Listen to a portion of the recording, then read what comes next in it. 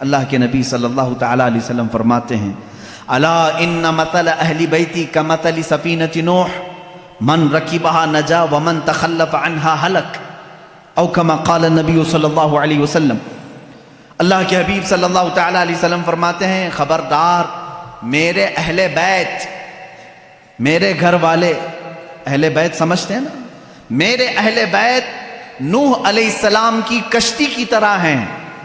نوح علیہ السلام کی کشتی آپ کو واقعہ معلوم ہوگا، پوری دنیا ڈوب گئی تھی مگر نوح علیہ السلام کی کشتی تیر رہی تھی۔ پہاڑ تک ڈوب چکے تھے، پانی میں پہاڑ تک ڈوب چکے تھے، لیکن نوح علیہ السلام کی کشتی پانی پر چل رہی تھی، اور اس کشتی میں جتنے لوگ تھے وہ محفوظ تھے۔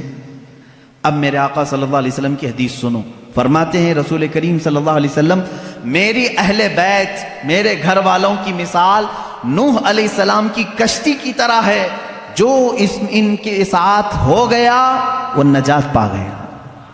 جیسے جو نوح علیہ السلام کی کشتی میں بیٹھا وہ ہدایت پا گیا، صحیح طریقے سے باہر نکل گیا، اور جو اہل بیت کا دامن پکڑا وہ نکل گیا، یعنی اس دنیا میں گمراہ ہونے سے محفوظ رہا۔ اب دیکھیں اس کو کہا ہے کشتی، حضور اکرم صلی اللہ علیہ وسلم نے اہل بیت کو کیا کہا ہے؟ کشتی، اور صحابہ کو کیا کہا ہے؟ نجم، ستارے۔ ستاروں کی ضرورت اسی وقت ہوتی ہے جب کشتی سمندر میں ہوتی ہے۔ دونوں کی مماثلت دیکھیں سمندر کے سفر میں۔ اب یہاں سے ایک بات سمجھ میں آئی کہ اگر تمہیں سمندر کا سفر کرنا ہے اور تم کہتے ہو صرف تارے دیکھ کر کے میں چلوں گا، ڈوب جاؤ گے۔ تمہیں کیا چاہیے؟ کشتی چاہیے۔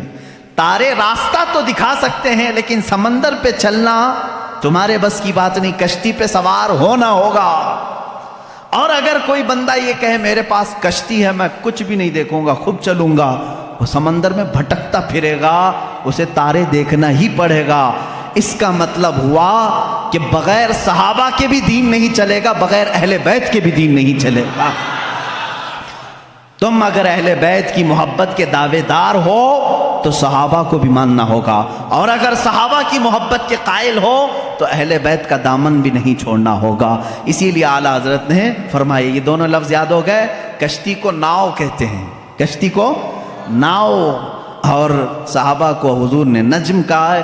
اعلیٰ حضرت فرماتے اہل سنت کا ہے بیڑا پار، اصحاب حضور نجم ہے اور ناؤ ہے اطرت رسول اللہ کی۔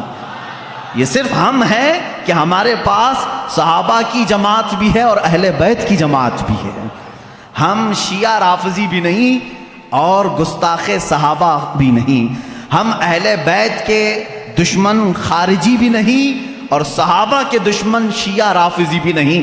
الحمدللہ ہم جہاں صدیق اکبر کی امامت کو تسلیم کرتے ہیں وہیں حیدر کرار کی ولایت کو بھی تسلیم کرتے ہیں۔ ہم جہاں سیدہ کائنات فاطمۃ الزہرا رضی اللہ تعالیٰ عنہا کو سلام اللہ علیہا کہتے ہیں، انہیں جنتی عورتوں کی سردار مانتے ہیں، وہیں ام المومنین عائشہ صدیقہ کا بھی احترام کرتے ہیں۔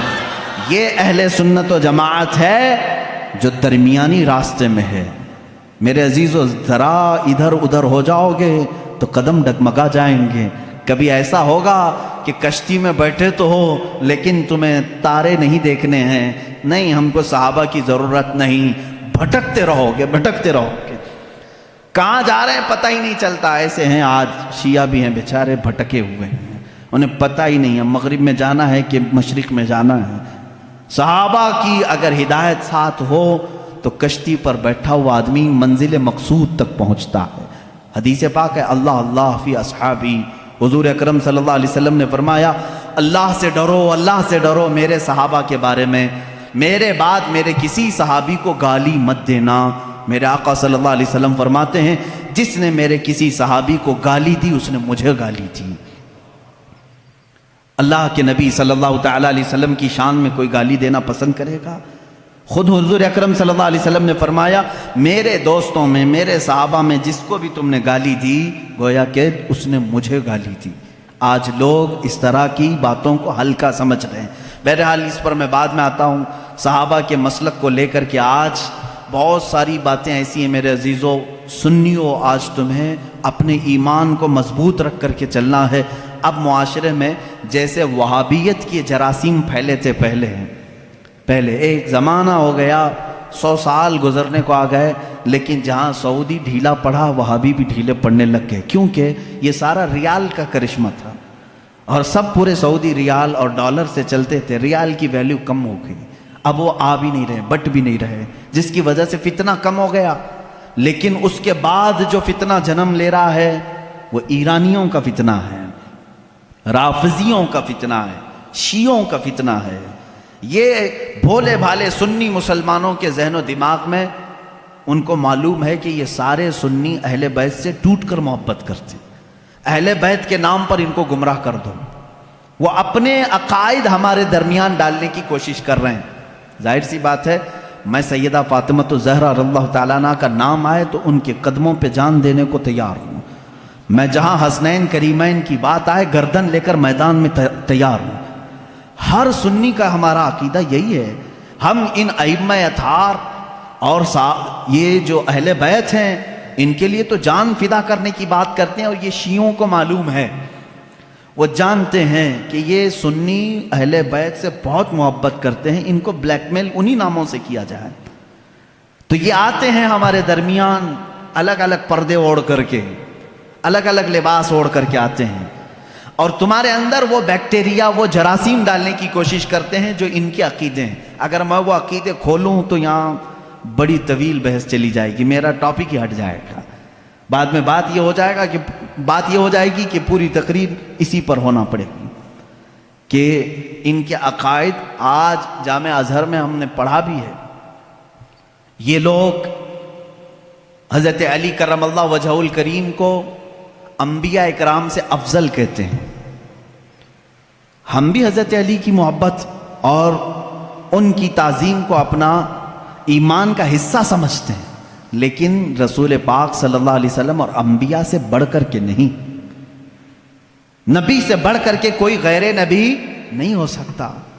اور یہ مولا علی کرم اللہ وجہہ الکریم کے متعلق بعض شیعہ تو یہاں تک کہتے ہیں، معاذ اللہ اب بھی موجود ہے انٹرنیٹ پر ایسے ویڈیو کلپس بھی موجود ہیں، کچھ شیعہ یہ تک کہہ جاتے ہیں اللہ فاطمہ زہرا کے گھر کو اپنی داڑھی سے جھاڑو لگاتا ہے، معاذ اللہ رب العالمین، نعوذ باللہ من ذالک۔ یہ ایسے جملے ہیں جس کو کہنے سے بھی دل کتراتا ہے۔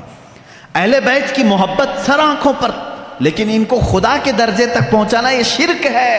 یہی تو عیسائیوں نے کیا۔ عیسائی پہلے صحیح مومن تھے، لیکن چلتے چلتے بعد میں انہوں نے عیسیٰ علیہ السلام کو خدا کا بیٹا کہنا شروع کر دیا، حضرت مریم کو خدا کی بیوی کہنا شروع کر دیا۔ اسی طرح شیعہ بگڑ گئے۔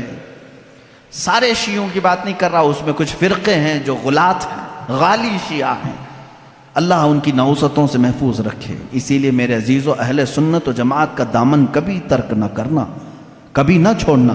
یہ ایسا درمیانی راستہ ہے جس مسلک میں آج ہمیں صحابہ کی تعظیم بھی سکھائی جاتی ہے اور اہل بیت اطہار کی تعظیم بھی سکھائی جاتی ہے۔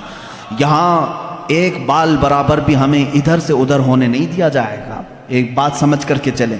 اور جب ایسے موضوعات چھڑ جائیں کہیں مجلسوں میں، یہ بات بھی سمجھ کے چلو، صحابہ کو ایک طرف لے کر کے، اہل بیت کو ایک طرف لے کر کے، آج انٹرنیٹ پر کچھ ایسے مناظرے کرنے والے ہیں، فیس بک کے مناظر بہت سے ہیں، سوشل میڈیا کے بڑے بڑے مناظر ہیں، نکڑ پر بیٹھ کر کے اور گٹر پہ بیٹھ کر کے مناظرے کرتے رہتے ہیں۔ کس بات پر؟ کہ صدیق اکبر افضل ہیں، کہ مولا علی افضل ہیں، فاطمہ زہرا خطا پر تھیں، کہ حضرت ابو بکر خطا پر تھے۔ معاذ اللہ، تم ہوتے کون ہو ان باتوں کو چھیڑنے والے؟ 14 صدیاں گزر گئیں، نہ تم ان کے زمانے میں ہو، نہ تمہارے باپ داداؤں نے انہیں دیکھا ہے، اور آج بیٹھ کر کے تمہارا ایمان کتنا ہے، تمہارا عمل کتنا ہے، تمہارا علم کتنا ہے، اتنی مقدس ہستیوں پر تم آج انٹرنیٹ پر بیٹھ کر کے مناظرے کر رہے ہو۔ ان بحثوں کو چھوڑو، شیطان یہاں تمہارا ایمان تباہ کر دے گا۔ جب ایسی باتیں آ جائیں، صحابہ اکرام کے آپس کے جو بھی معاملات ہوئے ہیں، تو ان باتوں کو جب بھی کوئی تمہارے درمیان چھیڑے تو اتنا کہیں کہ ان دونوں کا معاملہ وہ حل کرے گا جو ان دونوں سے بڑا ہوگا۔ میں کون ہوں؟ میں تو 14 صدیوں کے بعد آیا ہوا ایک چھوٹا سا بچہ ہوں۔ اگر ان صحابہ کے درمیان کچھ معاملات ہوئے ہیں تو اللہ موجود ہے، رسول کریم صلی اللہ علیہ وسلم ان کے سرپرست ہیں. دیکھا جائے گا قیامت کے دن ان کے جو بھی معاملات ہوں گے اللہ ان کا فیصلہ فرمائے گا. تم کیوں اپنا ایمان خراب کرتے ہو؟ میری بات سمجھ میں آ رہی ہے؟ صحابہ کرام کی بات آئے، اہل بیت کی بات آئے، یا ان کے آپسی کچھ بھی معاملات کی بات آئے تو وہاں سے اپنا دامن اٹھا لینا، فوراً اس محفل کو چھوڑ دینا. اپنی رائے دینے کی بھی کوشش مت کرنا کہ کون صحیح تھا کون غلط تھا. یہ تمام معاملات میں اپنی رائے بھی مت دو، اس لیے کہ پھر تمہاری بھی پکڑ ہوگی. جس دن تم یہ کہو گے تو قیامت کے دن تم سے بھی پوچھا جائے گا تم ان دو بڑے لوگوں کے درمیان فیصلہ کرنے کے لیے بیٹھے تھے، پہلے تو بتا تیرے اعمال کہاں ہے، تم فیصلہ کرنے کے قابل ہو؟